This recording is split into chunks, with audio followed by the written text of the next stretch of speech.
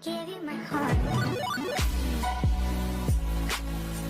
First thing that most of you will be probably wondering if you have not seen my channel before, hi, welcome to my channel, is how did I get left side hemiplegia / cerebral palsy, and that's what I'm going to explain right now. So when I was born, I had a heart condition that I had 13 holes in my heart and my main organs needed to be switched around, but I'll link the video all about that in the description. But because of my heart, I had a bleed to the brain on my right side, what caused my left side hemiplegia, also caused me having seizures. I don't have them rarely anymore. I've still got activity, a bit of activity in my brain of the seizures, but I will do a main video on that in the future, specifically about my seizure journey, or like having seizures and how I grew up with having seizures. But right now it's all about my left side hemiplegia. Since I was able to, I have been wearing hand traps or hand splint and foot splint. So this is my recent foot splint. I have had loads. I've got loads in a massive bag, but this is my recent one. That's why it's not as dirty as the others. But I will link my hand trap and foot trap splint video down below, what talks about all the hand traps and splints and whatever you want to call them. I call them hand traps, but I think the medical word is splint. But I talk about from the ones that I first had when I was a kid to the ones that I've got now. That will be linked in the description, but these aren't my recent ones. So this is the foot, compared to the one that I had before, my like kid one. The kid one was at least just that bit there. It was tiny. And then this is the hand traps, hand splint that I wear. I just want to say, you don't have to wear these straight away every single 24 hours a day. You need to build it up. So if I wore it 1 hour, the next second day I will wear it 2 hours, next second day I will wear it 3 hours. So you have to build it up, because if you have it on for too long, either way, you get, they're not there right now, but at the end of the video they might be there, so I'll show you. But you get little lines of where this has obviously helped from straightening my arm, because it is tight. It's not cutting off my circulation, but it is tight enough for me to be able to straighten my arm, to remember to straighten my arm. That's another thing that I've been growing up with. I used to have the little ones what used to just go around like that, and ones without the fingers. I've went on a very long journey with, especially with my hand trap. I've had so many different hand traps. I kind of said it straightens my arm. So what this is meant to be doing is straightening my wrist and my thumb, because my thumb doesn't go out as that. My thumb mostly goes in then out compared to that one.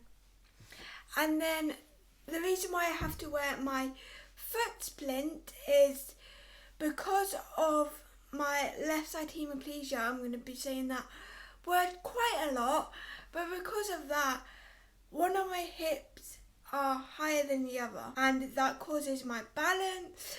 So this just helps even my hips out, and hopefully in a couple of years it will be as even as it can be. I don't think it will be leveled properly, the same hips on the same side, but this helps it level out as much as it can.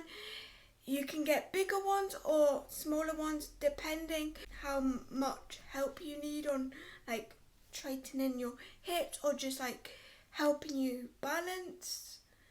Because of my left side hemiplegia, I go to like one side a bit when I walk. I personally think it is noticeable because it is like a thing I would think about. It probably isn't as noticeable as some other people, but because I grew up with it, it's like kind of a thing that I'm aware of. Because you guys watching this standing up trait, you might think obviously it is trait to you, but me going like that, I don't do it obviously now, but when I'm walking, well, I don't know if I am doing it now. When I'm walking, me walking that way feels like I'm walking straight. So me trying to walk straight feels like I'm going like that. That makes sense. So this just helps me walk better and like not lean to the side as much, or at all if I can. Now, what I was on about the balance is one hip's higher than the other on top of one side's weaker than the other. So because of that, my right side is stronger than my left side, and because of that, if I'm wearing a heavy backpack or just get nudged slightly, I can easily fall over than others, and I don't fall over as often now, but when I was a kid/teenager, I fell over quite often. There was actually a time that me and my friend in high school, I was about like probably 14 I think, or 13, so I was in my early teens. We were mucking about, like not pushing each other, but like play fighting, and he doesn't know how strong he is, and I think I'm stronger than I am, and to be fair, I am strong. I am not saying I'm weak. Well, I am on one side, but I am stronger than I look. Like most people think, like, of the jobs that I've had, when I do like lift and stuff, I've had people being like in shock that I can do it because of having left side hemiplegia. So that shows you don't judge a book by its cover. But he pushed me and I fell back on concrete, banged my head. I didn't go to any, like my teachers didn't call my mum to let them know, even though you do have to check if you banged your head anyway. But to make it worse anyway, because of my bleated brain, I have got seizures, and hitting my head could affect a seizure on the night because I've always had night seizures. So luckily I've never had day seizures, but I still need to be careful with that whenever I bang my head. And I came home with a massive bruise the size of a like small cup. So like even though it's a small cup, that's still massive. So like a size of that, or probably smaller, but I would say that. So my mum was calling my nanny and everyone checking if I should like go to the doctors. Luckily I was okay, but that's what I mean by my balance is rubbish.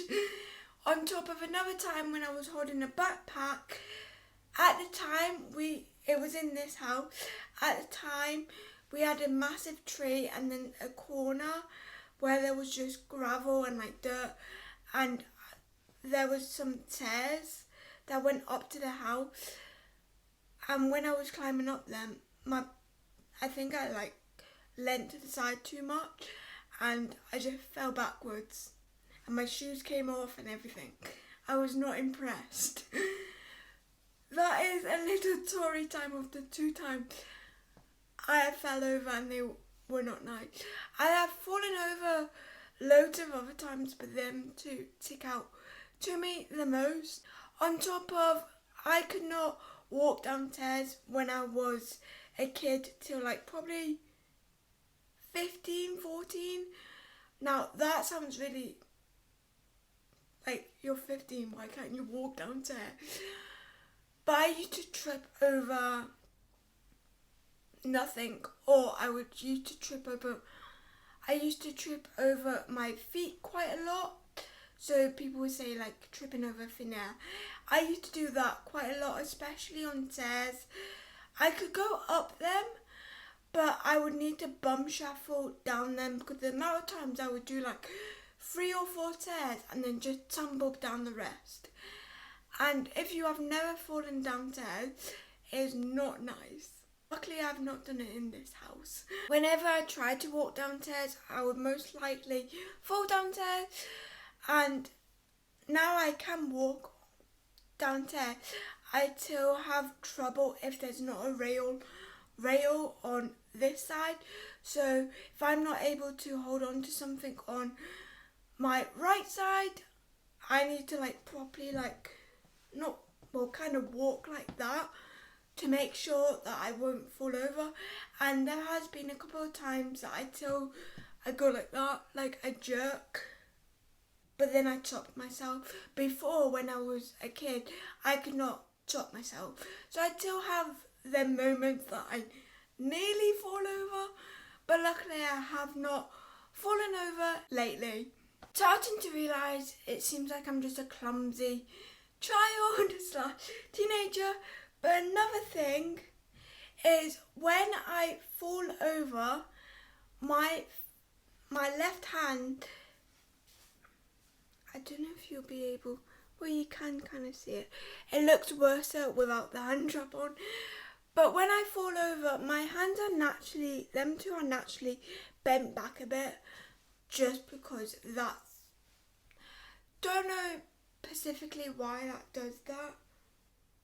I think it's just because I can't trade my hands properly, so I can't trade my fingers properly and they just bend back. When I fall over, like most people, well, some people might catch like that, but sometimes I am able to catch myself like that, but my left hand always goes like that. So when I was growing up, because my 2 fingers naturally are bendable in a way, I fell over, they will literally look like they're broken. Most of the time, luckily, I was with someone who knew about that. Like, they knew about my left side, my left hand bending and everything. Or I was with my parents who obviously know about it as well. But I still need to be careful that I don't like break my arm or anything, because there is still bones in there. They just aren't as strong as my right side. On top of when I fall over, again I'm going to go into more detail about this on my seizure video, my video about my seizures. When I'm chopping myself like that, I need to be careful with my arm, but I also need to be careful that I don't hit my head, because that's another thing that I need to be careful in case I make a seizure come on, like at night. I think this all makes sense after I edit it all, but the next thing is about shoes. I've went over this on a couple of my other videos about my cerebral palsy / left weak side, left side hemiplegia or left weak side. But ever since I was a child and was wearing shoes, I was never able to tie my laces. So whenever I wanted to wear shoes that had laces on them, I would get my mum, dad or sister to do my laces. But at the time I was like a teenager, and when you're a teenager, well, it got to the point that I was becoming a teenager and I wanted to do things on my own. And it's kind of difficult when you've got cerebral palsy and you can't do much on your own without doing it different. So one day my dad saw this video on Facebook that he showed me, and it literally, even though it's a simple thing like tying your laces, But being able to tie your laces and not tie your laces, you will see a whole different. You depend on someone so much on just your feet wear. But also, before I carry on the video that I'm on about that I saw, before I saw this video that my dad showed me, I used to wear loads of these. This is my recent ones that I've got. I got these for Christmas just because I like them. I can tie my laces now, can tell you that.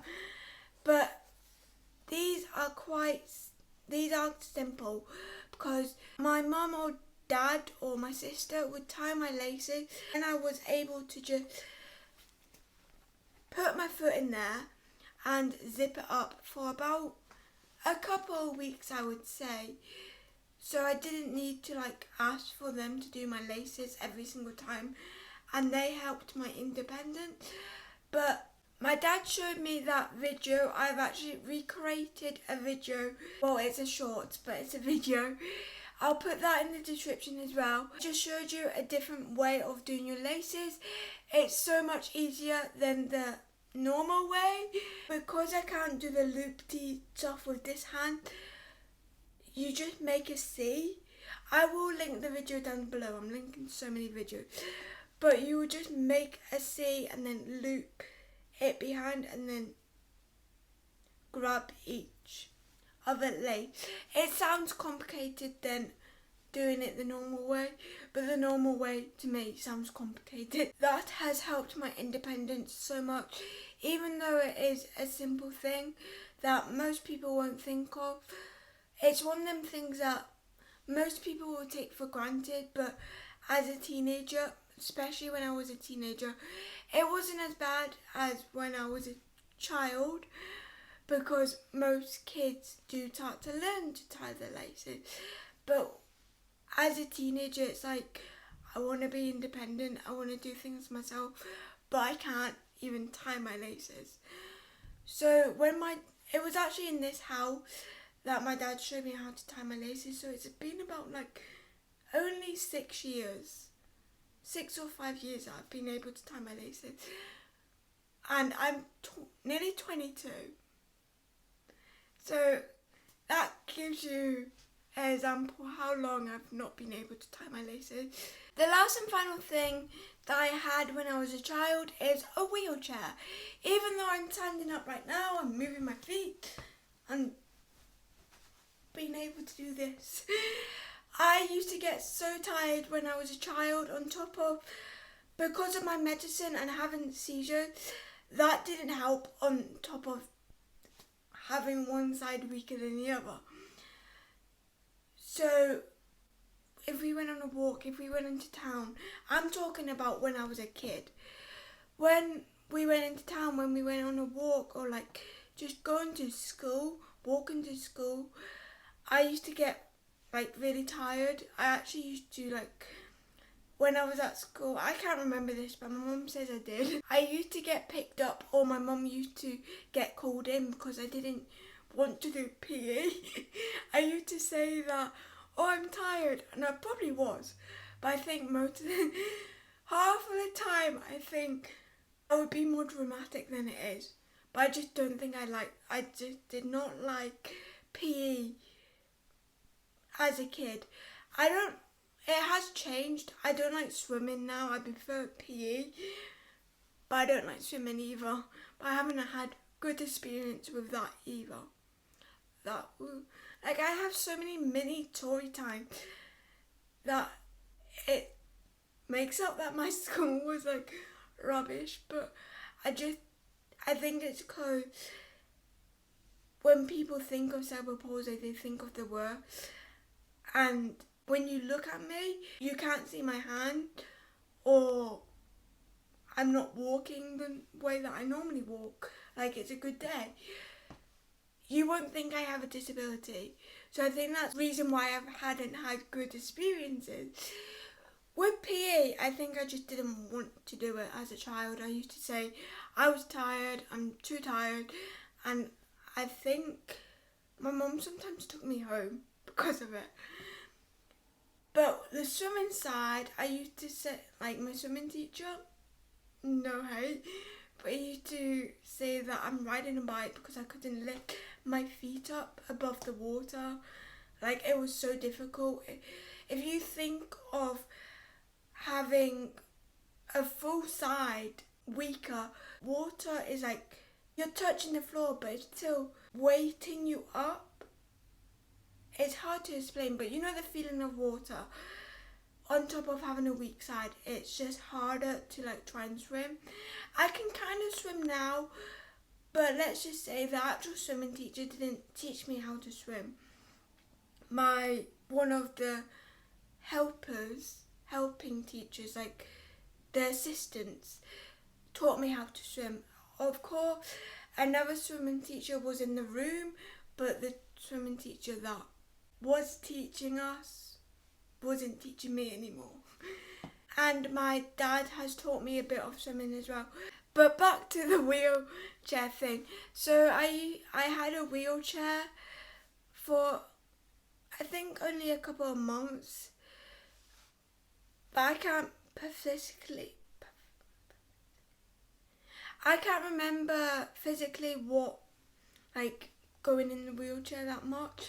I can remember going to the place to get a fitted for a wheelchair to like see what one will fit me best. But I can't remember like going about in it that much.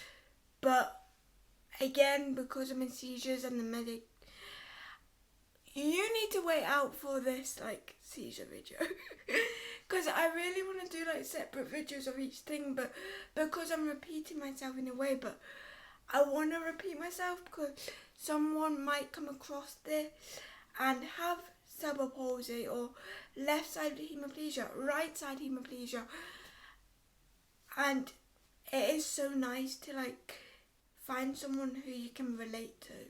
Anyone can ask me questions. I'm open to any questions unless they're like very creepy ones. But except from that, I will answer any questions that you guys have about any of my disability. But I hope this video made sense and I hope you enjoyed it. If you did, give it a thumbs up. Let me know in the comments any other types of videos that you want to see. My birthday haul will be coming up next week, so be excited for that. On top of, I'm going to do that seizure video. That might be coming up on Sunday. So good content is coming on your way.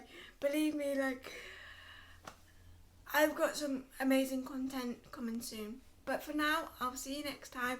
Bye! Forgot to show you, but this is like 20 minutes of filming with my hand trap.